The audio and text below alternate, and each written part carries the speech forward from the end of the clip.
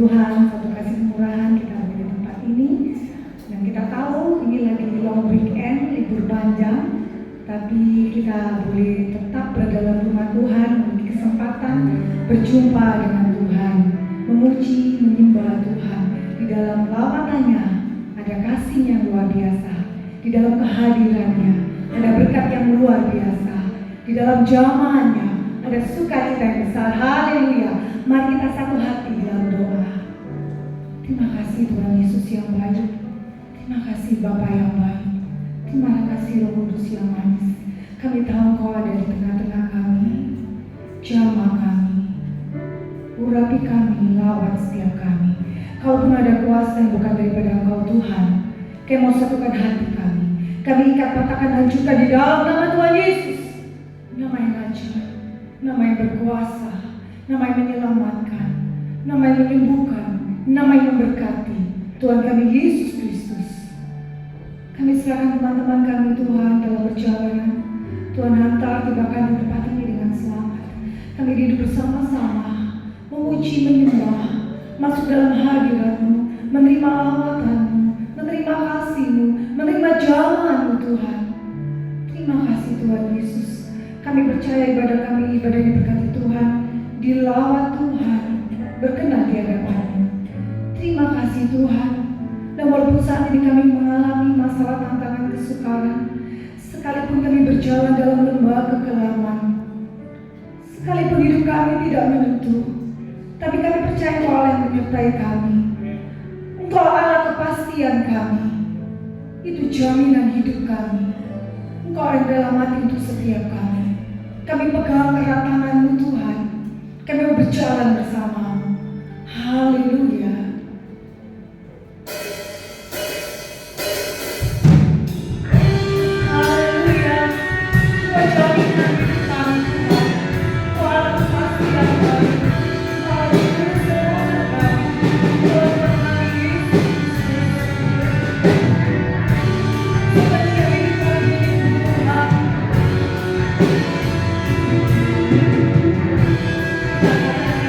Sama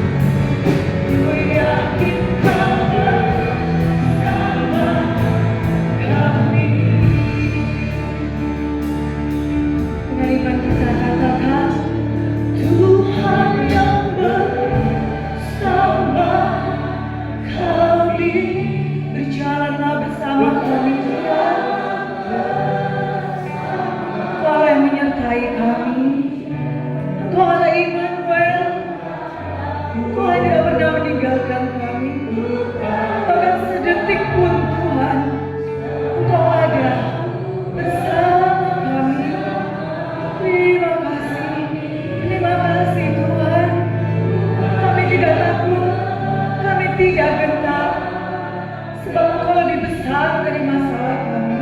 Engkau lebih besar dari tantangan kami. Engkau lebih besar dari sakit penyakit kami. Engkau lebih besar dari apapun yang kami hadapi, Tuhan. Haleluya.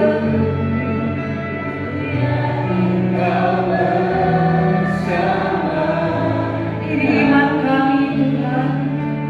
Tuhan sama kami, berjalan bersama kami.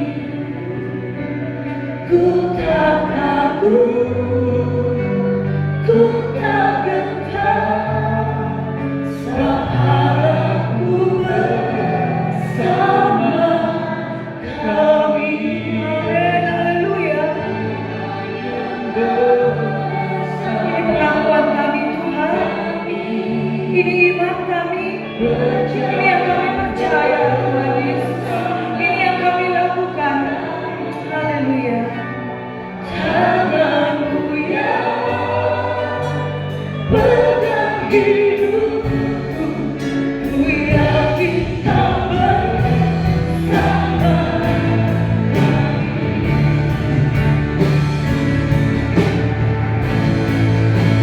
Tuhan yang bersama kami, berjalan bersama kami, Tuhan.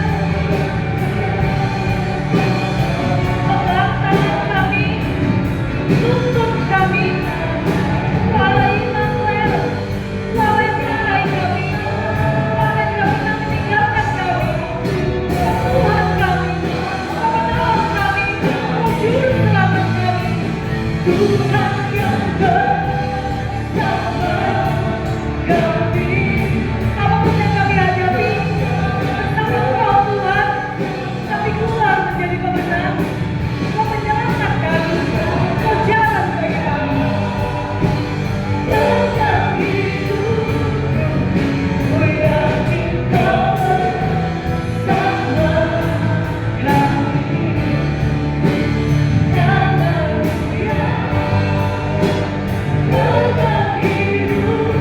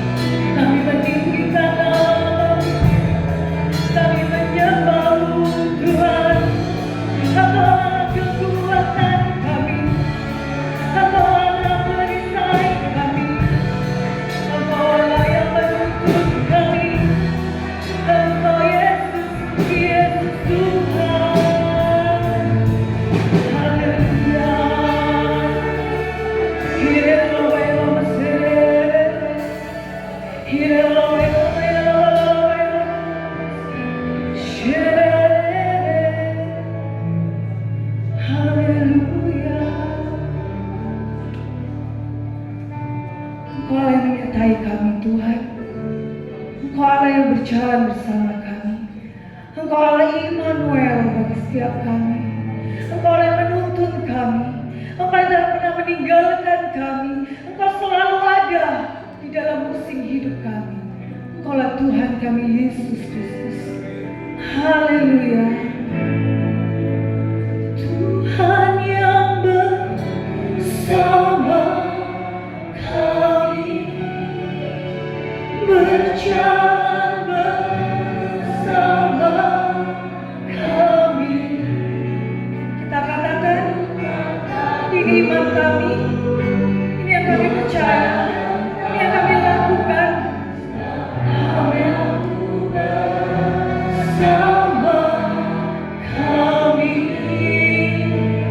Tuhan yang bersama kami, berjalan bersama kami Tuhan, tuntun kami, pegang kami, gandeng kami Tuhan. Haleluya,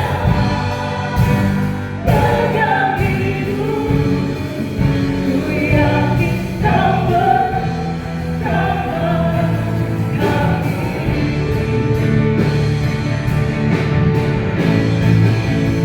Tuhan yang bersama kami, haleluya, berjalan bersama kami. Tuhan takut, Tuhan yang kami, Allah bersama kami. Haleluya, bersama kami, berjalan bersama kami.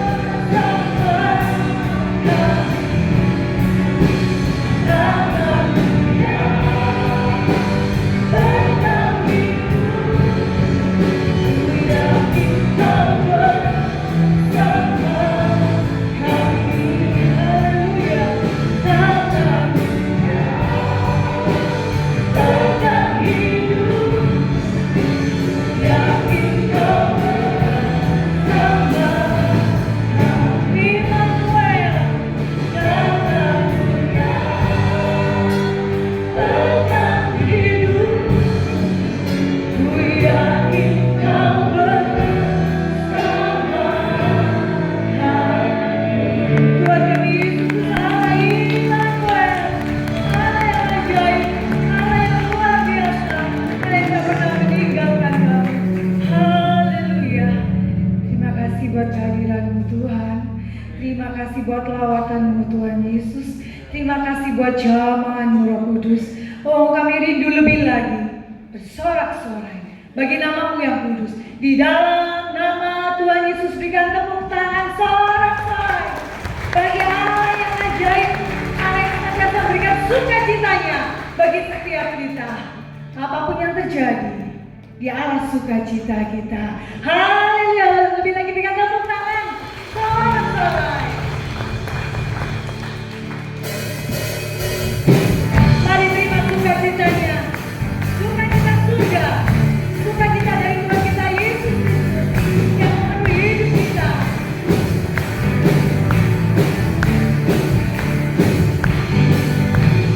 Terima sukacita surga, itulah kekuatan bagi kita. Jangan rasakan kasihnya di tengah badan yang bergelora. Terima. Itulah kekuatan bagi jiwa, dapat saksikan kuasanya, takutkan badan yang bergelora.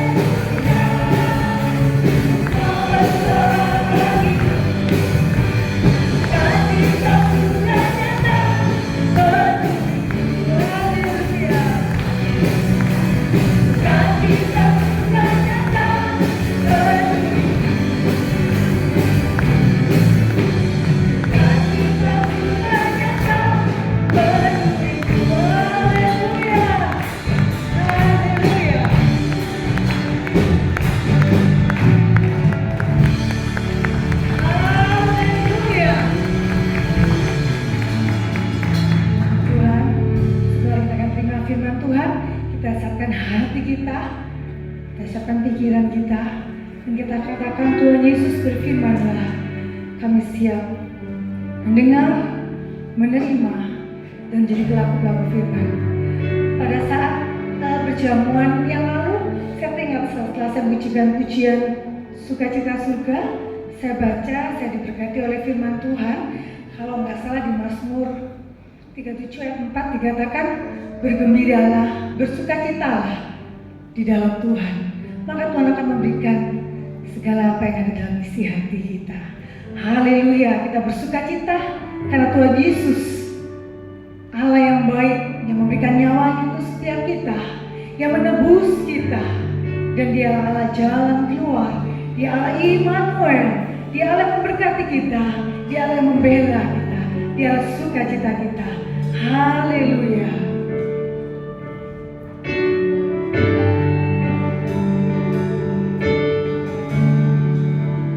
Kaulah Tuhan yang berjanji, tak sekali pun Kau ingkari. Amin. Kesetiaan-Mu sungguh terbukti di sepanjang hidupku. Untuk selamanya ku kan setia melayani, mengasihi-Mu. Tiada Tuhan seperti-Mu, Yesus, Kau Allahku yang setia.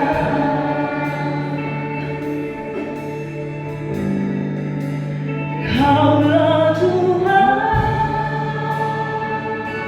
yang berjanji, tak sekali pun Kau ingkari.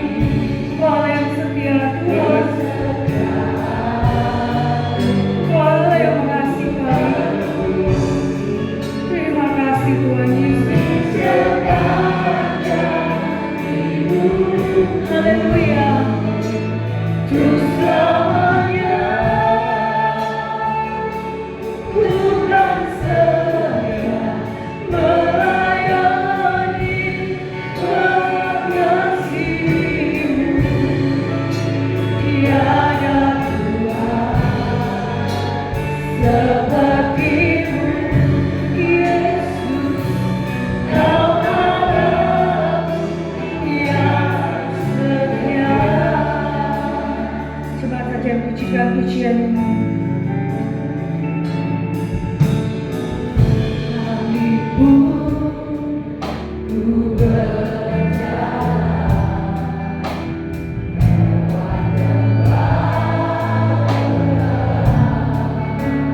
kami percaya Tuhan, Kau Allah yang menopang setiap kami. Hidup kami ada di dalam tangan-Mu Tuhan. Bapak Ibu yang saat ini mengalami masalah, tantangan, ketakutan, kita punya iman Tuhan Yesus ada di sisi kita. Haleluya.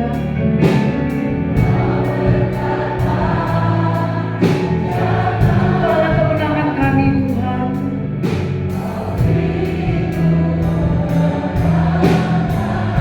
Ini iman kami Tuhan Yesus. Kami percaya janji-Mu, janji-Mu ya dan amin. Janji-Mu seperti fajar yang tidak pernah terlambat bersinar. Kami pegang janji-Mu. Kau jaminan hidup kami, Kau kepastian hidup kami, Kau penuntut bagi kami, Kau sumber berkat bagi kami, Kau Allah kemenangan kami Tuhan Yesus, Kau Allah yang menyembuhkan kami. Ini janji kami Tuhan, kami mau setia, apapun yang terjadi, Tuhan Yesus tetap Tuhan Yesus.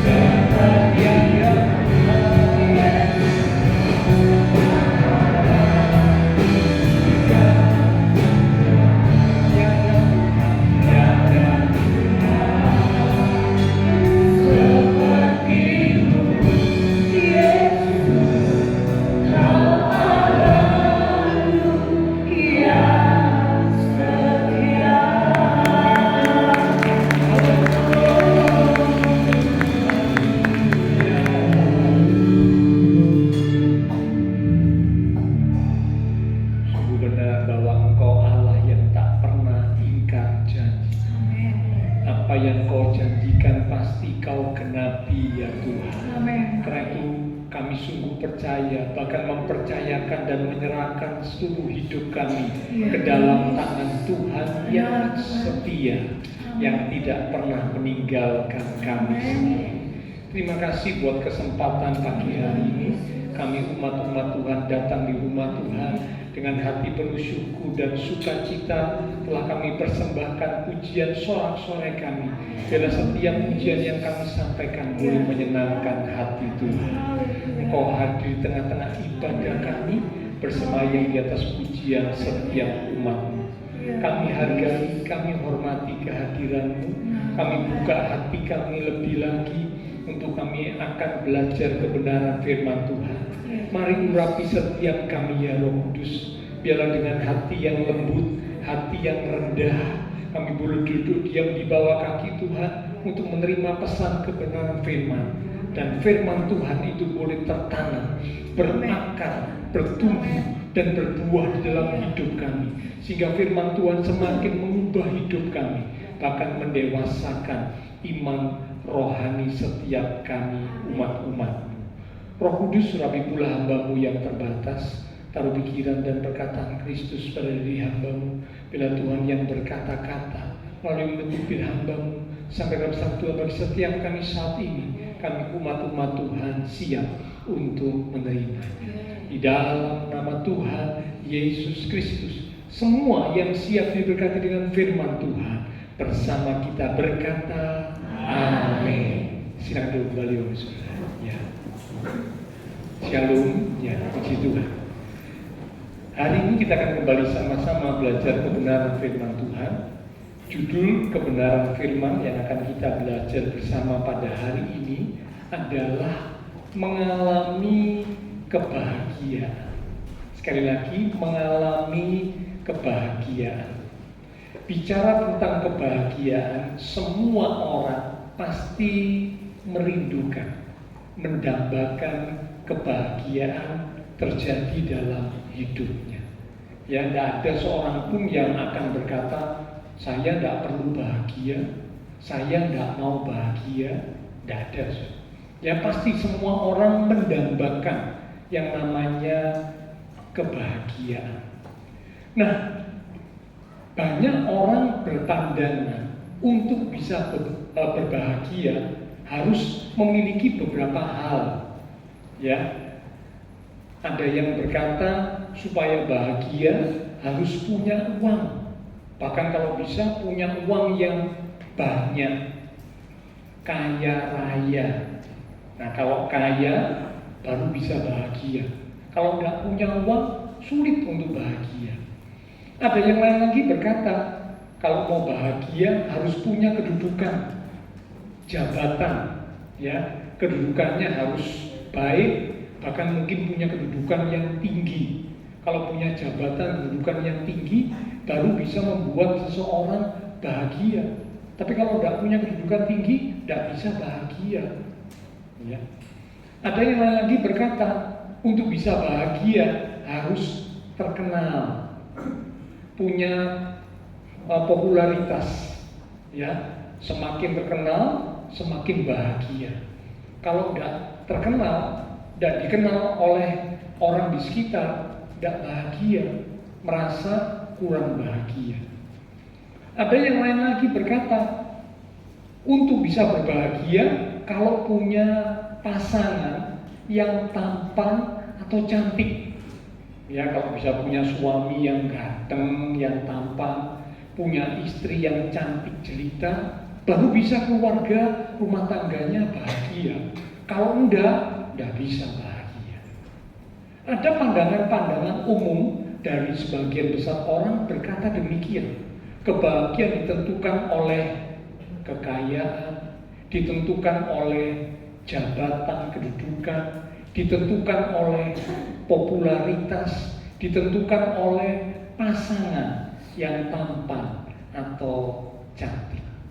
Lalu menjadi pertanyaan, betulkah, benarkah jika seseorang memiliki hal-hal seperti yang diduga oleh banyak orang bisa membuat bahagia, akan mengalami kebahagiaan yang sesungguhnya? Jawabannya belum tentu. Karena sudah banyak bukti orang punya uang banyak tidak bahagia. Orang punya jabatan yang tinggi tidak bahagia. Orang yang punya popularitas hebat tidak bahagia. Bahkan sebagian aktris, aktor yang terkenal di tengah popularitas mereka yang hebat, mereka kecanduan. Ya, kecanduan obat-obatan terlarang, bahkan ada yang sampai meninggal, bunuh diri atau akibat kecanduan. Padahal punya popularitas yang hebat, namun ternyata tidak bahagia. Ataupun ada yang sudah punya pasangan hidup, yang punya suami yang ganteng, tampan, punya istri yang cantik jelita, namun ternyata rumah tangga mereka tidak bahagia. Ya, di tengah punya suami atau istri yang tampan, cantik itu ternyata akhirnya mereka rumah tangganya kacau, rumah tangganya berantakan, rumah tangganya retak, bahkan rumah tangganya hancur. Berapa banyak rumah tangga yang akhirnya hancur, bercerai, padahal suaminya atau istrinya, wah, ya, tampan, cantik, dan sebagainya. Ternyata pandangan umum yang mengatakan untuk seseorang bisa berbahagia punya hal-hal seperti itu tidak menjamin seseorang akan mengalami kebahagiaan. Nah, pagi ini kita akan belajar tentunya dari firman Tuhan, ya, untuk bisa mengalami kebahagiaan, ya, untuk bisa mengalami kebahagiaan dalam kehidupan kita, dalam rumah tangga kita. Hal apakah yang harus ada, yang harus kita miliki? Nah, kita akan belajar bersama, saudara, ya. Setidaknya ada dua hal penting yang Alkitab katakan yang sangat menentukan apakah seorang umat Tuhan akan bisa mengalami kebahagiaan atau tidak. Apakah dua hal penting itu? Ayo kita belajar. Yang pertama, kita buka dari kitab 1 Timotius pasal yang ke-6 di ayat yang ke-6. Ini faktor penting yang pertama yang akan menentukan apakah seseorang bisa bahagia atau tidak. 1 Timotius pasal 6 di ayat yang ke-6.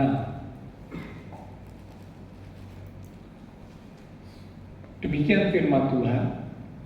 Memang ibadah itu kalau disertai rasa cukup memberi keuntungan besar. Amin.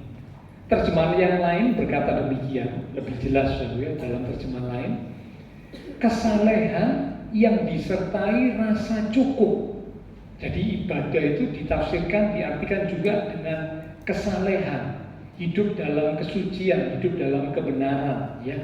Kesalehan yang disertai rasa cukup akan memberi manfaat besar. Terjemahan yang lain lagi berkata begini. Secara rohani kita akan sungguh diberkati kalau kita merasa puas dengan apa yang kita miliki dan tetap hidup sesuai dengan kehendak Allah. Sekali lagi, secara rohani kita akan sungguh diberkati kalau kita merasa puas dengan apa yang kita miliki dan tetap hidup sesuai kehendak Allah. Faktor penentu yang pertama yang membuat seorang, khususnya umat Tuhan, ya, bisa mengalami kebahagiaan dalam hidupnya, dalam keluarga rumah tangganya, yang pertama adalah rasa cukup. Rasa cukup. Rasa cukup sesungguhnya tidaklah tergantung dari kondisi, keadaan, atau apa yang kita miliki. Sekali lagi, ya, rasa cukup atau rasa puas tidaklah tergantung dari kondisi atau keadaan atau apa yang kita miliki.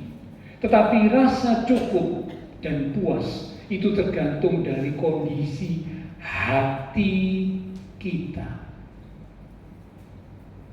Ya, banyak orang berkata, saya nggak merasa cukup karena belum punya ini, belum kesampaian ini, ya, dan sebagainya. Mereka beranggapan rasa cukup, rasa puas ditentukan oleh apa yang dimiliki, oleh apa yang sudah diraih. Baru itu bisa membuat merasa cukup, merasa puas. Namun ternyata tidak. Ya, rasa cukup tidak tergantung dari kondisi, tidak tergantung dari keadaan, tidak tergantung dari apa yang dimiliki oleh seseorang. Tetapi rasa cukup, rasa puas itu sesungguhnya tergantung dari kondisi hati kita. Bagaimana hati kita itu akan menentukan apakah kita akan bisa merasa cukup, merasa puas atau tidak. Ya. Pengkhotbah 5 berkata, siapkan ya Alkitab Bapak Ibu, kita agak banyak melihat kebenaran firman Tuhan. Karena kita belajar firman, ya tentunya kita banyak buka firman supaya kita dimantapkan, diteguhkan oleh firman, ya, bukan perkataan saya, tapi firman Tuhan. Pengkhotbah pasal 5 di ayat yang ke-10. Pengkhotbah 5 ayat 10. Kalau dalam Alkitab buku, Alkitab manual, itu Pengkhotbah pasal 5 ayat 9. Siapa mencintai uang tidak akan puas dengan uang, dan siapa mencintai kekayaan tidak akan puas dengan penghasilannya. Ini pun sia-sia. Jadi ternyata kalau seseorang itu mencintai uang, ya, dia menjadikan uang itu sebagai tuannya, gitu saja. Dia mau diperhamba, diperbudak oleh uang. Dia begitu cinta akan uang, maka dia tidak akan pernah merasa puas dengan berapapun uang yang dimilikinya. Ada orang yang sudah punya kekayaan miliar, namun kalau ditanya masih tidak puas. Sudah punya rumah yang besar, rumahnya banyak, namun kalau ditanya masih belum puas. Sudah punya banyak pekerjaan, pabrik, perusahaan, namun kalau ditanya masih belum puas. Pengkhotbah menjawab, siapa yang mencintai uang, hatinya cinta uang. Siapa yang mencintai kekayaan tidak akan puas dengan uangnya, dengan kekayaannya, dengan penghasilannya, tidak akan pernah puas. Jelas ya, ternyata kepuasan rasa cukup bukan ditentukan oleh apa yang dimiliki seseorang, tetapi rasa cukup, kepuasan ditentukan oleh kondisi hati seseorang. Ya. Itulah sebabnya mengapa Tuhan Yesus mengajarkan di dalam doa Bapa kami, salah satu ucapan kata di doa Bapa kami itu berkata, berikanlah kami pada hari ini makanan kami yang secukupnya. Itu Matius pasal 6 di ayat yang ke-11. Tuhan tidak mengajar beri kami pada hari ini makanan yang berlimpah-limpah. Tidak. Kalau Bapak baca di pokok doa Bapa kami tidak ada kalimat beri kami makanan yang berlimpah-limpah. Beri kami makanan yang secukupnya. Itu doa yang diajarkan oleh Tuhan Yesus kepada para murid, kepada pengikut-pengikutnya. Secukupnya. Ya. Jadi penting untuk kita bisa merasa bahagia. Hal penting pertama, ada enggak rasa cukup kita miliki dalam kehidupan kita? Kalau nuruti keinginan, tidak pernah cukup, tidak pernah puas. Ya. Ibrani 13 di ayat yang ke-5. Kita lihat ya, Ibrani 13 di ayat yang ke-5. Janganlah kamu menjadi hamba uang, dan cukupkanlah dirimu. Sekali lagi, cukupkanlah dirimu dengan apa yang ada padamu. Karena Allah telah berfirman, aku sekali-kali tidak akan membiarkan engkau, dan aku sekali-kali tidak akan meninggalkan engkau. Dikatakan jangan menjadi hamba uang, sebab kalau uang itu jadi tuan kita, uang itu akan jadi tuan yang sangat kejam. Kita akan diperbudak oleh uang, ya, tidak akan bisa bahagia. Namun kalau kita yang jadi tuan atas uang, uang kita jadikan hamba, kita menjadi tuan yang bisa mengatur, mengelola dengan bijak, ya, berkat yang Tuhan titipkan kepada kita, maka kita akan bisa mengalami kebahagiaan. Ya. Ibrani berkata, jangan jadi hamba uang, belajar untuk mencukupkan diri dengan apa yang ada. Ya. Wah, Pak, saya kalau sekarang ini saya tidak cukup. Saya baru bisa cukup kalau saya punya penghasilan seperti kayak orang itu. Orang itu penghasilannya 10 juta, saya cuma 1 juta. Saya tidak cukup. Kalau saya bisa punya penghasilan 10 juta baru saya cukup. Yang 10 juta ngomong, saya tidak cukup punya penghasilan 10 juta. Saya baru bisa cukup kalau saya punya penghasilan 50 juta. Dan selanjutnya, Tuhan berkata, cukupkanlah dirimu dengan apa yang ada padamu. Kalau dipercaya Tuhan berapa nilainya, cukupkan diri dengan apa yang ada. Tiap-tiap orang diberi takaran masing-masing. Lukas berkata demikian, ya. Punya ukuran, punya takaran masing-masing. Tidak sama, so. Ada orang yang punya ukuran takarannya besar. Ada orang yang punya ukuran takarannya sedang. Ada orang yang punya ukuran atau takarannya itu kecil. Tidak sama. Dan kita tidak bisa menuntut, saya harus sama seperti si A, saya harus sama seperti si B. Tidak bisa. Tiap orang punya ukuran, punya takaran masing-masing. Tuhan hanya berkata, cukupkanlah dirimu dengan apa yang ada padamu. Ya, jadi ini bukan saya ngomong, saudara, ya. Kalau saya tidak ajak Bapak Ibu Saudara baca Alkitab, Bapak Ibu Saudara akan berpikir, oh ini yang ngomong kan pendeta, yang ngomong kan gembala. Mana firman Tuhannya? Firman Tuhan menjawab. Karena itu setiap kali saya menyampaikan firman, saya mesti ajak baca ayat. Karena kita belajar firman, bukan belajar pemikiran manusia, ya. Bukan belajar pandangan manusia, tapi belajar pandangan firman Tuhan. Dari sudut firman Tuhan itu seperti apa. Firman Tuhan berkata, cukupkanlah diri dengan apa yang ada padamu. Nah, Paulus juga berkata dalam Filipi 4 di ayat yang ke-11.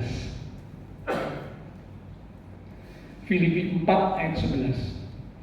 Kukatakan ini bukanlah karena kekurangan, sebab, perhatikan kalimat yang berikut, aku telah belajar. Sekali lagi, aku telah belajar. Belajar apa? Mencukupkan diri dalam segala keadaan. Belajar mencukupkan diri dalam segala keadaan. Jadi untuk bisa mencukupkan diri itu memang mesti belajar, mesti belajar, latihan. Nah, itu latihannya kapan? Mulai dari semenjak muda.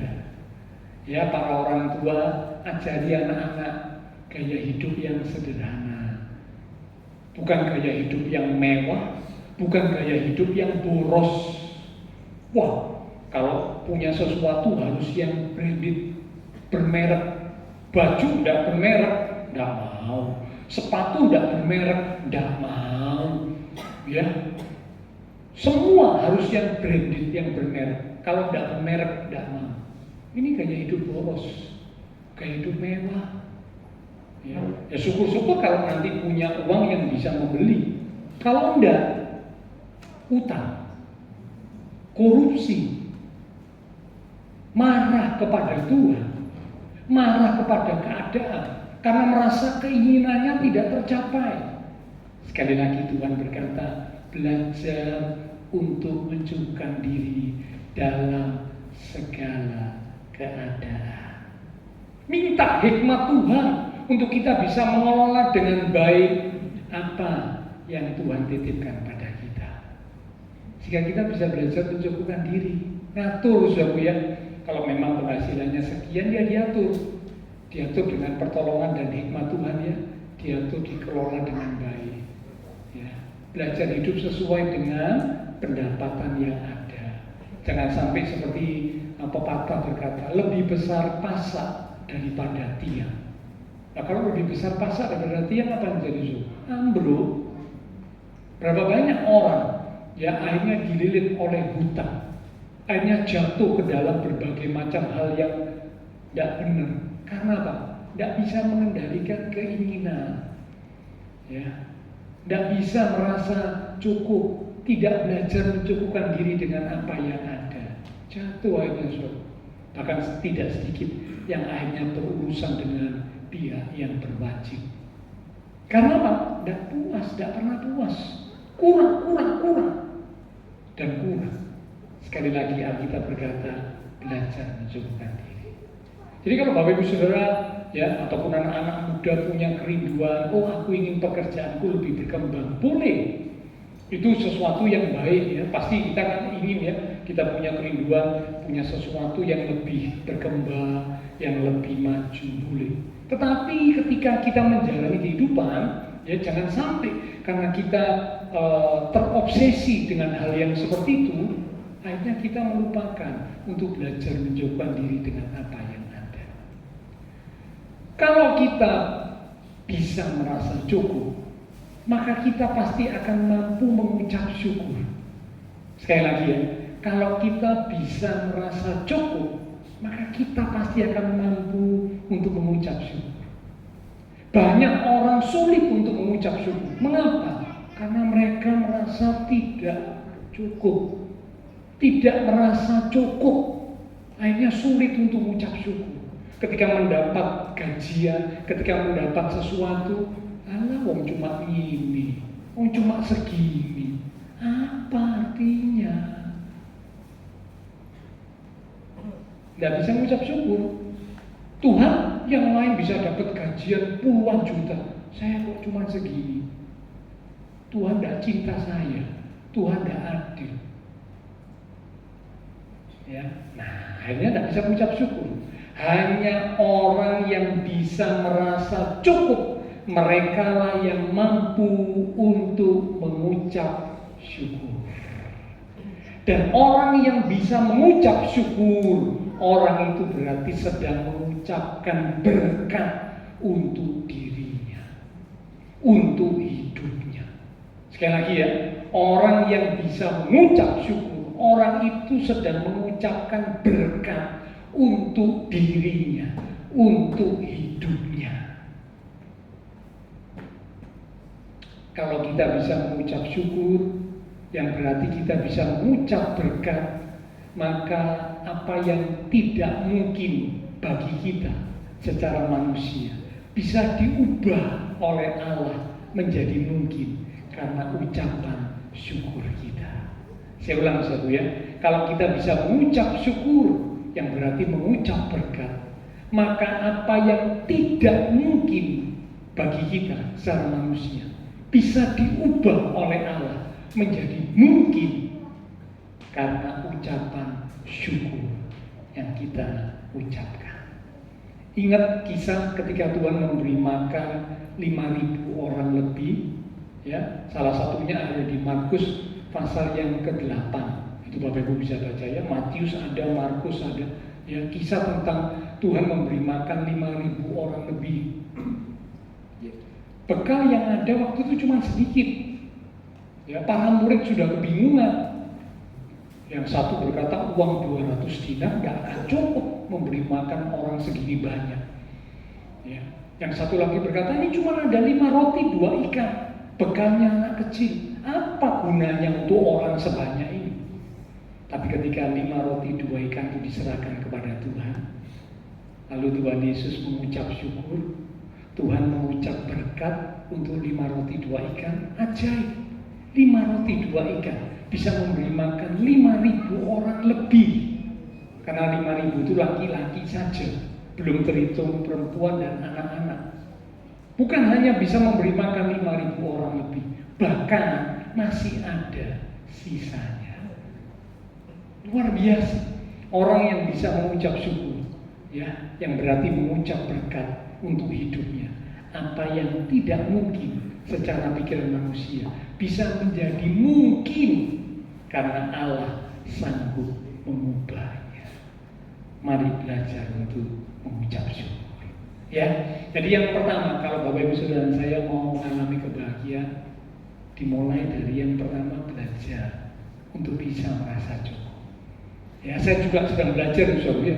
Kadang-kadang juga begitu, yang namanya pikiran manusia, Saudara, ya. Karena itu kan pikiran mesti dikendalikan, mesti dikuasai oleh kontrol firman Tuhan dan Roh Kudus. Kadang-kadang kalau melihat sesuatu, aduh, ya, melihat orang punya, aduh, aku kok belum ya. Nah, mulai keinginan muncul. Wah, kok gini saja ya, yang aku punya kok cuma seperti ini ya. Nah, Tuhan ingatkan, ayo sama-sama kita belajar untuk merasa cukup, belajar untuk bisa mengucap syukur. Yang kedua, hal penting yang kedua, supaya kita bisa mengalami kebahagiaan. Yang pertama, rasa cukup, belajar untuk merasa cukup, merasa puas, bisa mengucap syukur. Yang kedua, Matius pasal 11 di ayat yang ke-29. Ini hal penting yang kedua untuk kita sebagai umat Tuhan bisa mengalami kebahagiaan. Yang kedua, Matius 11 ayat 29. Dikatakan, "Pikulah kuk yang kupasang dan belajarlah padaku." Perhatikan kalimat berikut, "Karena aku lemah lembut dan rendah hati, dan jiwamu akan mendapat ketenangan." Dikatakan lemah lembut dan rendah hati akan mendapat ketenangan. Yang kedua, kalau Bapak Ibu Saudara saya sebagai umat Tuhan rindu untuk bisa mengalami kebahagiaan dalam hidup ini, dalam keluarga rumah tangga kita, maka yang kedua, miliki hati yang lembut dan rendah. Miliki hati yang lembut dan rendah. Dikatakan lemah lembut dan rendah hati akan mendapat ketenangan. Orang yang tidak punya kelemah lembutan, orang yang tidak punya kerendahan hati, hidupnya tidak bisa tenang. Ada sesuatu tersinggung, ada sesuatu sakit hati, ada sesuatu jadi marah. Mengapa? Karena tidak ada kelemah lembutan, tidak ada kerendahan hati.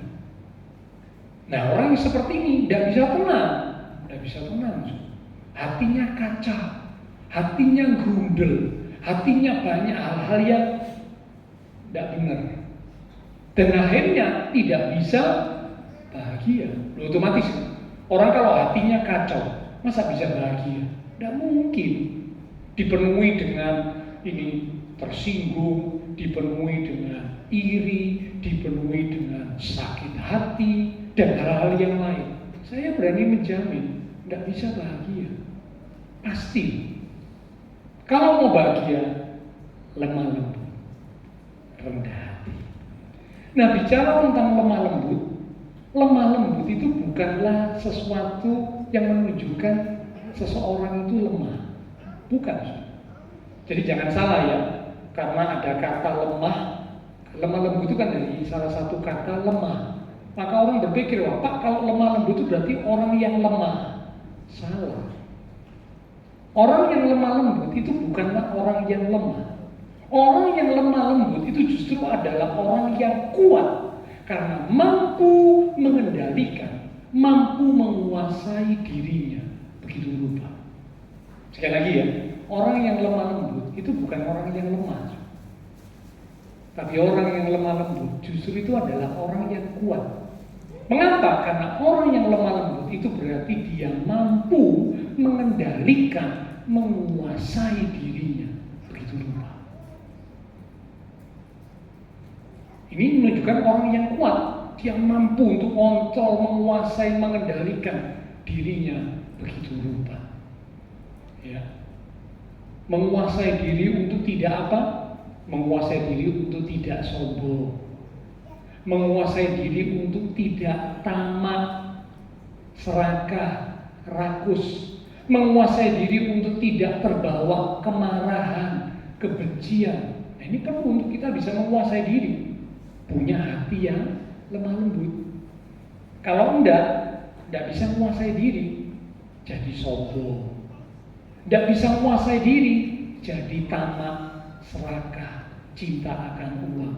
Enggak bisa menguasai diri, terbawa oleh kemarahan yang akhirnya jadi kebencian dan sebagainya. Ya.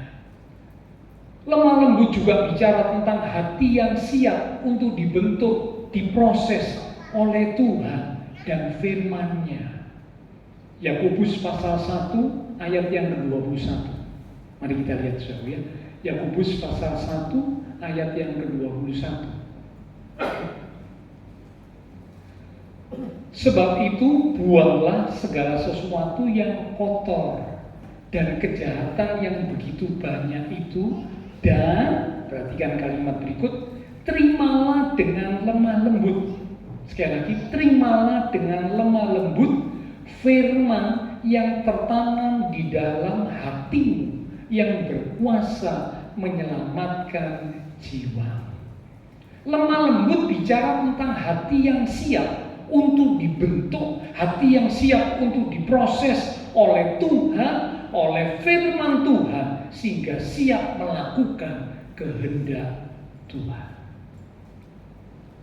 Hati yang lemah lembut ketika menerima kebenaran firman Tuhan, dia bisa menerima dengan sukacita, dan dia mau belajar untuk melakukan apa yang Tuhan mau. Karena firman Tuhan itu kan berarti kehendak Tuhan.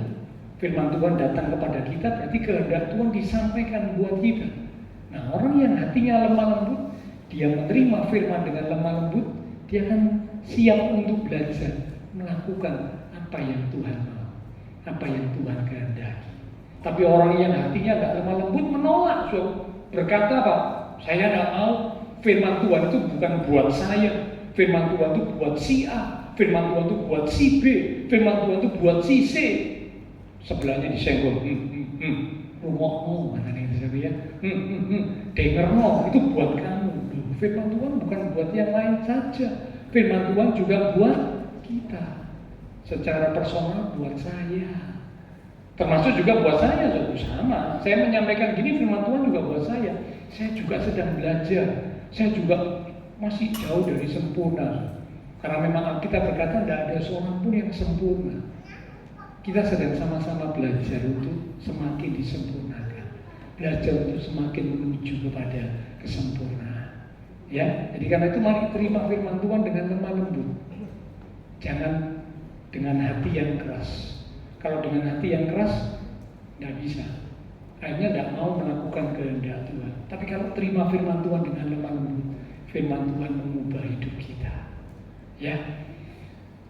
Nah, selain lemah lembut, tadi juga dikatakan rendah hati. Lemah lembut dan rendah hati ini berhubungan, saudara, berkaitan. Ya.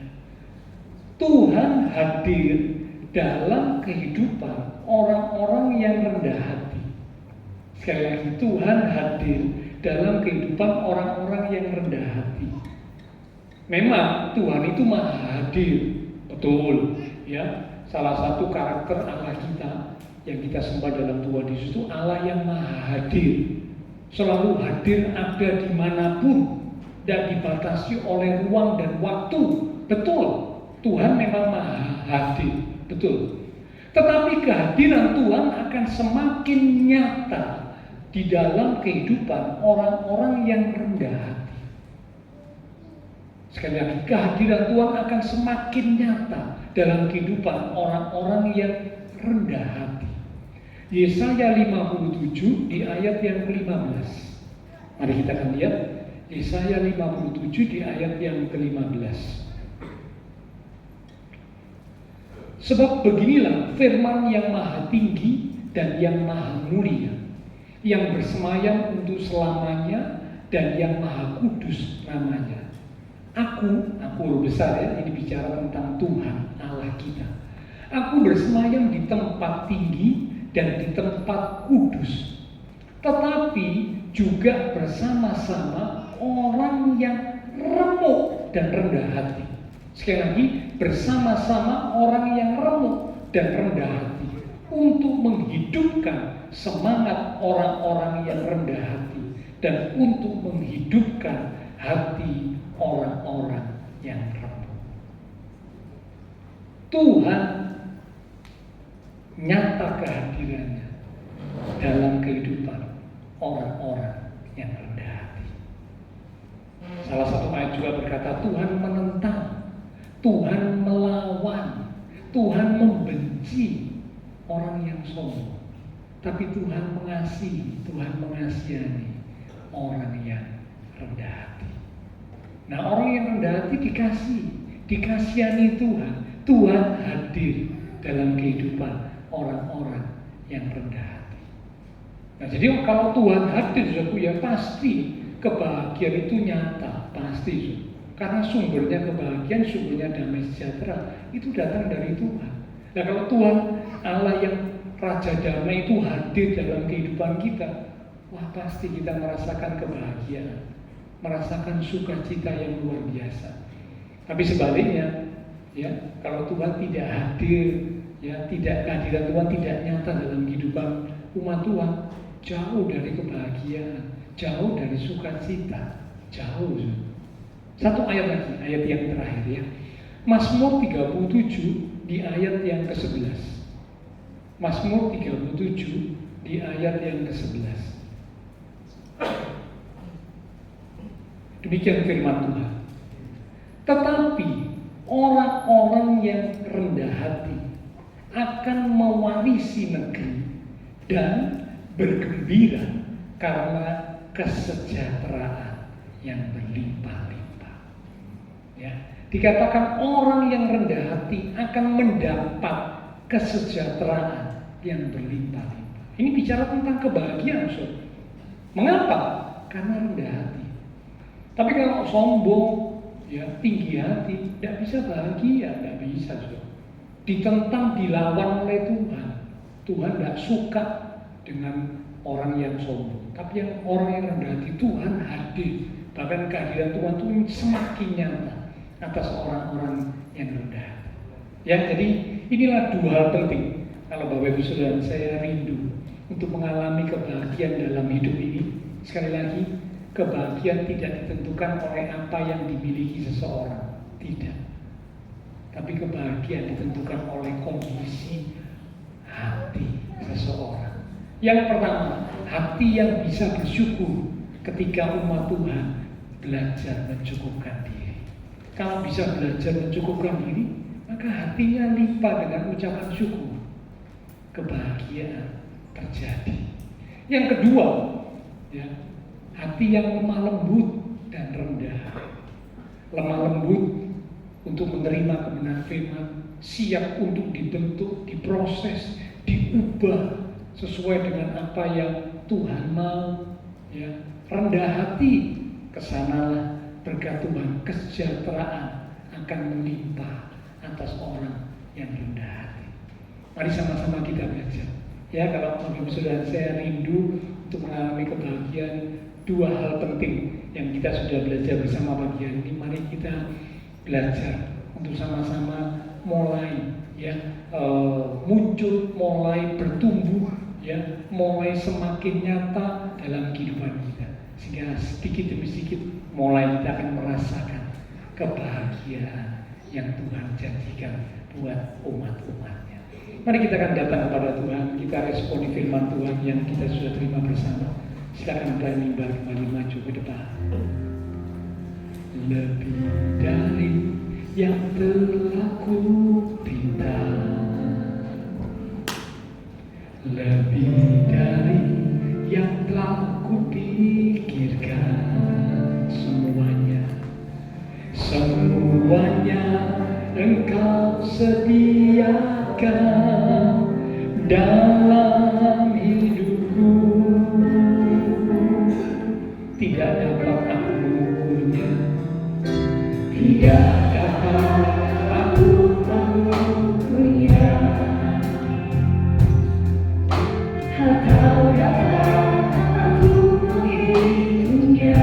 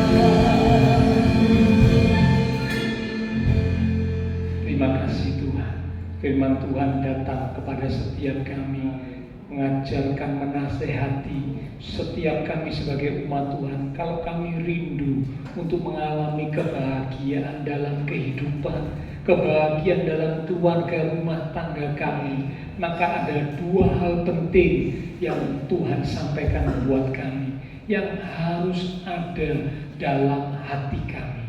Karena kebahagiaan tidak ditentukan oleh apa yang dimiliki seseorang, tetapi kebahagiaan ditentukan oleh kondisi hati seseorang. Biarlah kami boleh belajar untuk memiliki hati yang bisa mengucap syukur, karena kami mau belajar untuk merasa cukup. Apa yang Tuhan beri, apa yang Tuhan titipkan kepada kami, itu adalah sesuatu yang cukup. Kami minta hikmat Tuhan supaya kami bisa mengatur, mengelola dengan baik, dengan benar berkat yang Tuhan titipkan, sehingga kami bisa mencukupkan diri dengan apa yang ada pada kami. Dan kami akan bisa mengucap syukur, yang berarti kami mengucap berkat atas hidup kami, atas keluarga rumah tangga kami, sehingga apa yang tidak mungkin secara manusia bisa diubah oleh Tuhan menjadi mungkin karena ucapan syukur kami. Dan kami juga mau belajar Tuhan untuk memiliki hati yang lemah lembut dan rendah. Karena itulah yang Tuhan mau, supaya jiwa kami ada ketenangan, lemah lembut menerima kebenaran firman, sehingga firman Tuhan boleh tertanam, firman Tuhan boleh mengubah hidup kami. Kami boleh belajar melakukan apa yang Tuhan mau, dan kami pasti akan mengalami kebahagiaan. Kami juga mau belajar untuk rendah hati, karena Tuhan mengasihi, Tuhan mengasihani orang yang rendah hati.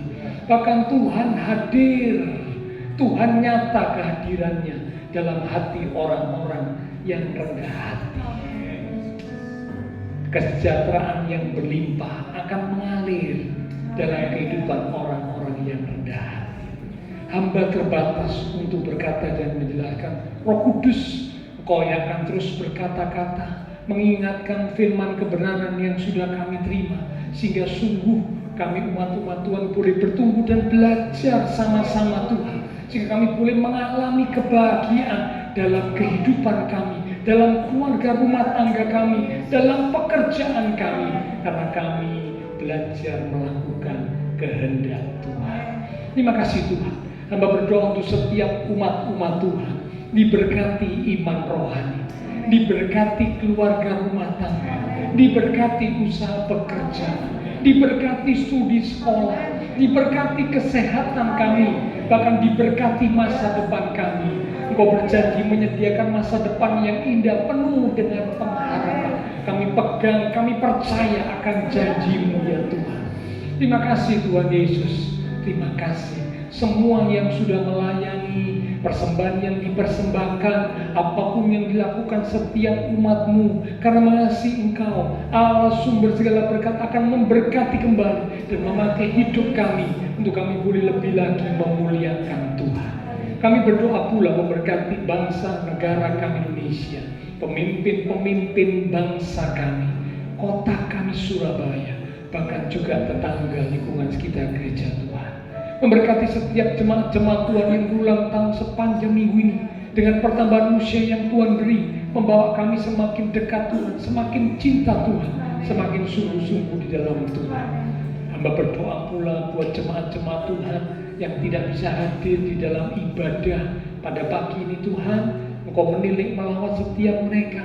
Mungkin ada mereka yang sakit. Kami berdoa biarlah kuasa Tuhan yang ajaib menjamah. Pulihkanlah kekuatan, kesehatan, kesembuhan di dalam nama Tuhan Yesus. Oleh bilur Tuhan Yesus, teman-teman seiman kami yang sakit disembuhkan. Mereka yang lemah Tuhan Engkau kuatkan. Mereka yang susah Tuhan Engkau hiburkan. Mereka yang sedang menghadapi masalah pergumulan, biarlah iman mereka tetap teguh untuk menantikan pertolongan Tuhan yang pasti dinyatakan tepat pada waktunya. Bahkan beberapa teman seiman sedang bepergian di dalam liburan, lindungi sertai mereka sampai kembali ke Surabaya dengan selamat. Terima kasih Tuhan, terima kasih. Setelah selesai ibadah, kami akan berpisah satu dengan yang lain, kembali ke aktivitas kami, kembali ke keluarga rumah tangga kami. Biarlah segala berkat, anugerah, damai, sukacita yang melimpah dari Allah Bapa Surgawi, kasih Tuhan Yesus Kristus, dan persekutuan dengan kuasa Roh Kudus akan terus memimpin menuntun langkah kehidupan setiap kita. Itu terus nanti kita sekalian mulai pagi ini sampai Maranatha Tuhan Yesus datang kembali. Di dalam nama Tuhan Yesus Kristus, semua yang percaya diberkati Tuhan. Mari bersama dengan iman kita berkata, amin. Tuhan berkati kita sekalian.